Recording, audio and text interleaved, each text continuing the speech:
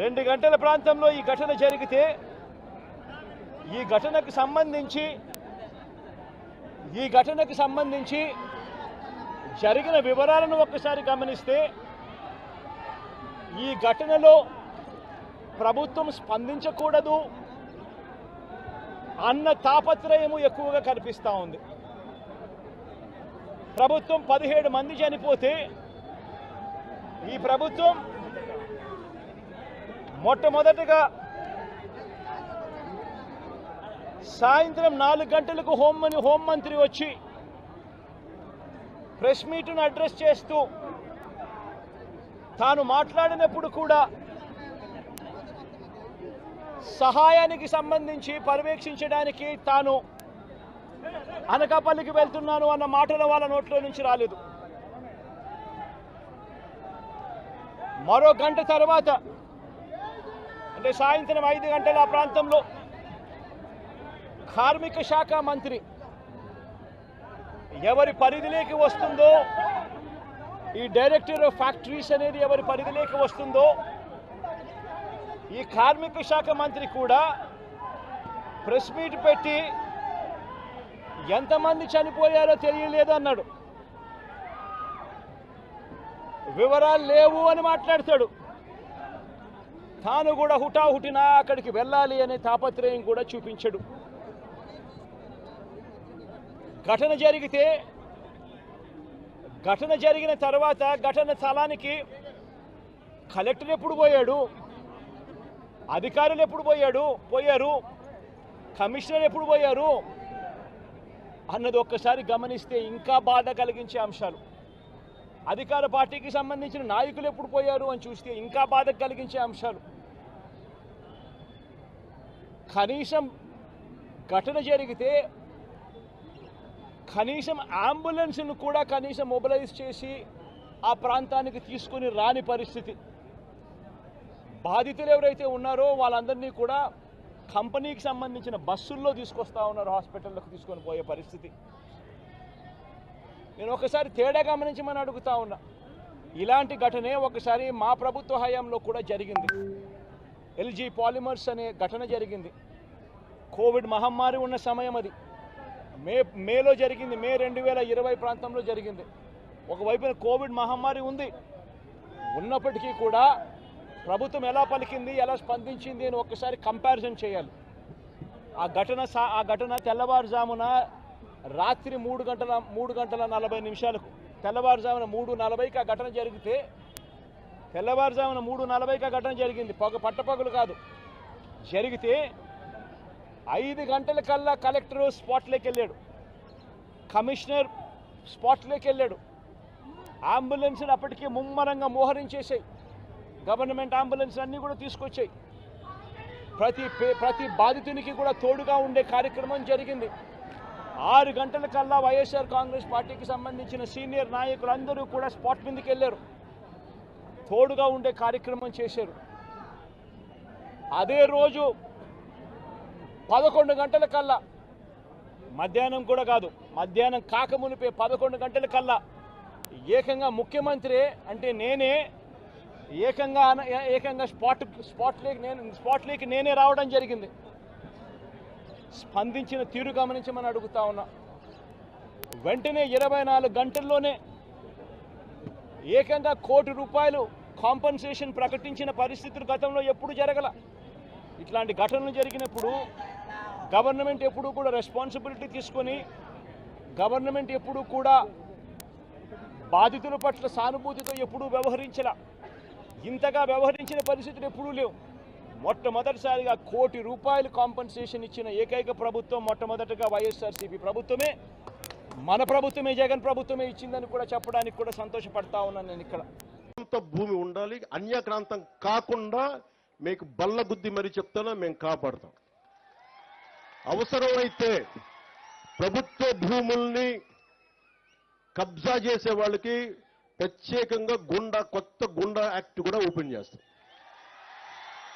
ఎక్కడికి వెళ్తాం చెప్పండి? అన్ని ప్రైవేట్ పరం అయిపోతే గత ప్రభుత్వ నాయకులు మాట్లాడేవాళ్ళు కదా క్లాస్ వార్ అని. క్లాస్ వార్ అంటే ఏంటి? ఒకరి దగ్గర మొత్తం సొత్తు ఉండిపోయి మిగతా వాళ్ళని కంట్రోల్ చేయడం. ఈరోజు చెప్పండి, మైసూరువారిపల్లి దగ్గర ప్రైవేట్ వ్యక్తుల దగ్గర ఉండిపోయింది, కానీ ఎందుకు ప్రభుత్వ భూములు ఎందుకు లేవు ఇక్కడ? ఈ రోజున మనకు నిజంగా ఒక కాలేజీలు లేవు, మనకి కూర్చోబెట్టి ఒక ప్లే గ్రౌండ్ లేదు, ఆ పిల్లలు ఆడుకోవడానికి, ఇవన్నీ లేదు. ప్రభుత్వ స్థలాలు లేవు, ఏమైపోయినాయి? అడిగేవాళ్ళు ఎవరు లేరు. ఈ రోజున గ్రామ సభ తాలూకు ముఖ్య లక్ష్యం ఏంటంటే అసలు మన గ్రామంకి మనకు కావాల్సిన ఆస్తులు ఏంటి, ఏమేమి ఉన్నాయి, ఏ మౌలిక సదుపాయాలు ఉన్నాయి, ఏ మౌలిక సదుపాయాలు లేవు, ఏం కావాలి, భవిష్యత్తులో ఎన్ని మనకు రాబోయే తరాలకి ఏమేమి అవసరాలు ఉన్నాయి, మీరందరూ కూర్చొని నిర్ణయం చేసుకుంటే తప్ప. ఎందుకంటే వ్యక్తిగత ఆస్తులు ఉండటం వేరు, కానీ ప్రభుత్వ పరంగా పంచాయతీకి ఆస్తులు లేకపోతే మీరు ఎంతసేపు ప్రైవేట్ వ్యక్తుల దగ్గర దేహి అని అనాలి. ఈ రోజున మైసూరువారిపల్లి దుస్థితి ఏంటంటే దాతల్ని అడుక్కోవాల్సిన పరిస్థితి ఉంది ప్లే గ్రౌండ్కి. ఇది బేసిక్ కాన్స్టిట్యూషనల్ రైట్. ఇది ఒక బిడ్డ ఆడుకునే హక్కు, చదువుతో పాటు ఆడుకునే హక్కు ఉంది. ఆ హక్కు కోసం ప్లే గ్రౌండ్స్ లేవు. నేను మీకు మాటిస్తున్నా, దాతలు గనక ముందుకొస్తే నేను డిప్యూటీ సీఎం ఆఫీస్ నుంచి నేను ప్రత్యేకంగా నిధులు సమకూర్చుకొని ఇక్కడ ప్లే గ్రౌండ్ ఏర్పాటు చేసే బాధ్యత మేము తీసుకుంటాం. అయితే నాకు కొంచెం దాతలు ముందుకు రావాలి.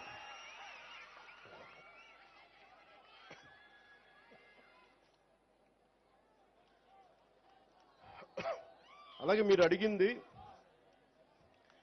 నా దృష్టికి తీసుకొచ్చింది, మనకి కోల్డ్ స్టోరేజ్ కావాలి ఇక్కడ.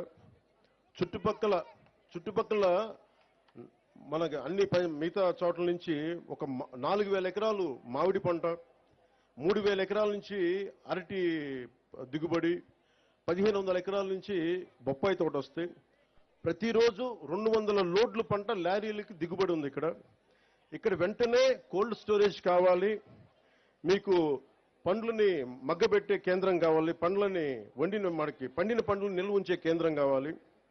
నేను ఇది ఒక్క మైసూరువారిపల్లికి ఇవ్వట్లేదు, నేను ప్రత్యేకించి డిప్యూటీ సీఎం ఆఫీస్ నుంచి ప్రత్యేకంగా పర్యవేక్షించి రైల్వే కూడూరుని మనకి పండ్ల రాజధానిగా చేసేలా బాధ్యతలో క్రమంగా కోల్డ్ స్టోరేజెస్ ఏర్పాటు చేసే బాధ్యత నేను ప్రత్యేకించి నా ఆఫీసే పర్యవేక్షిస్తాను. ఇది గౌరవ ముఖ్యమంత్రి శ్రీ చంద్రబాబు గారి దృష్టికి నేను తీసుకెళ్లి, ఇది ఎందుకు చెప్తున్నానంటే ఇది మీకు ప్రతి పంచాయతీకి ఒక శక్తి ఉంటుంది. ప్రతి పంచాయతీకి ఉదాహరణకి అరకు గ్రామంలో అరకు కాఫీ పెట్టారు. ఈ రోజు ఎక్కడికి వెళ్ళినా ప్రపంచవ్యాప్తంగా అరకు కాఫీ ఉంది. అలాగే మన సత్యసాయి జిల్లాలో లేపాక్షి చేతి వృత్తుల మీద ప్రత్యేకంగా లేపాక్షి పంచాయతీ ఉంది. బాపట్ల నియోజకవర్గం వేటపాలెంలో జీడిపప్పుది ప్రత్యేకంగా దానికి ఉంది. అలాగే చిలకలపూడి, కృష్ణా జిల్లాలో చిలకలపూడి గ్రామంలో కలంకారీ ఆట చాలా గొప్పగా ఉంది. అది ప్రత్యేకత ఆ గ్రామానికి. సో మన మైసూరువారిపల్లికి కానీ మన రైల్వే కూడూరులో ఉన్న 112 పంచాయతీలకు కానీ ప్రత్యేకత ఏంటి? ఒక్కొక్క పంచాయతీకి ప్రత్యేకత ఏంటి? దీన్ని ఎలా తీసుకెళ్ళవు? ఓకే, ఈ 112 పంచాయతీలకి మన ప్రత్యేకత ఏంటి? మన మైసూరువారిపల్లికి పంచాయతీ ప్రత్యేకత ఏంటి? ఇవన్నీ మీరు దృష్టిలో పెట్టుకుని గ్రామ సభ ఈ రోజు నేను వచ్చి వెళ్ళిపోతాం కదా, ప్రతి సంవత్సరం మనకి 4 గ్రామ సభలు పెడతాం. అంటే మీరు గుర్తుపెట్టుకోండి, ఈ 5 సంవత్సరాల్లో దాదాపు 20 గ్రామ సభలు ఇలాంటివి జరగాలి. ప్రతి గ్రామ సభకి ప్రజాప్రతినిధులు, నాతో పాటు ప్రతి ప్రజాప్రతినిధి నారాయణ గారు మనస్ఫూర్తిగా వారికి నా కృతజ్ఞతలు తెలియజేస్తున్నాను.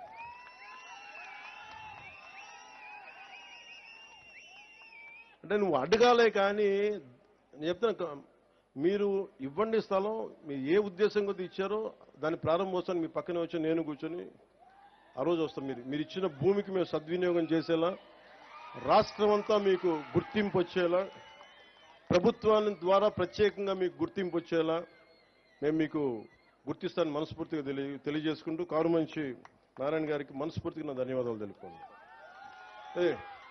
ఇప్పుడు దాకా అందరూ నా ఫోటో అడిగి, నేను కారుమంచి నారాయణరావు గారి ఫోటో మధ్య ఫోటో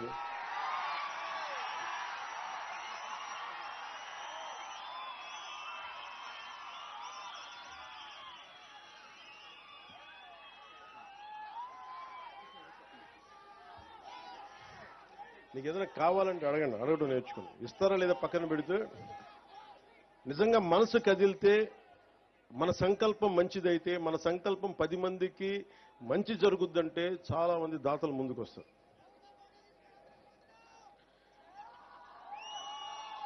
నేను ఏమి నమ్మను ఆ పదాలు. భగవంతుడి సృష్టి ఒకేసారి జరిగింది. అందరూ అన్ని కణాల ద్వారా బిగ్ బ్యాంగ్ థియరీ ఉంటుంది. అన్ని కణాలు ఒకేసారి పుట్టిన, అందుకని ఒకళ్ళు ఎక్కువ ఒకళ్ళు తక్కువ ఉండరు. అలాగే ఇంకేం ప్రశ్న?